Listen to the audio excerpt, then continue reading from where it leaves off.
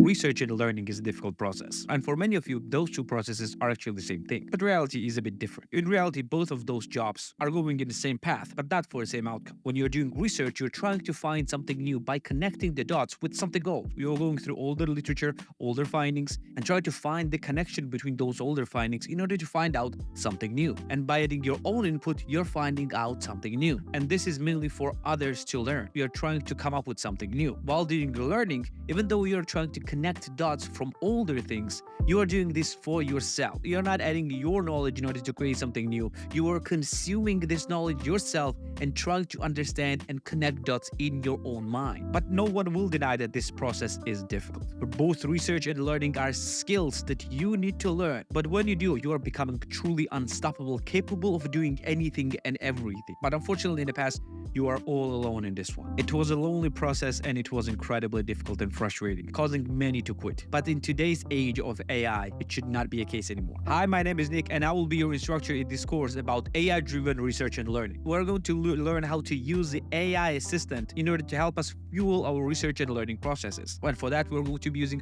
one specific AI tool called Afforai. Yes, there are a bunch of other AI tools that they will help you with your research and learning, but none of them are on level of Afforai in this specific topic with its simplicity and capabilities. And we're going to be learning how to use this tool in order to make you better. We're going to start from the very basics of understanding this tool and how to utilize it and go deeper and deeper into specific topics of research and learning. And of course, we're going to be doing this all based on different examples. But before we start, let me give you a quick and a very important disclaimer. I know about the elephant in the room and I realize that and I'm sorry for that. And it is my speech. I know that I talk fast and sometimes I do not talk very clearly. It's just when I'm excited about the topic, I just speak very fast. It's simply embedded in my DNA. There is nothing that I can do about that. But I will do my best to alleviate that. And to do so, you have an ability to turn on closed captions, which will be available for every single lecture. They will be manually created for every single lecture so you can follow them. Plus, if you think that I'm still talking too fast, it will be a very good idea to slow down the video. You can slow down at 0.75 or even to 0.5 speed, where this way my speed will not become a problem anymore. Also, it's completely okay to skip different parts of video and rewind back as well. That's a whole beauty of video learning. Again, welcome to the course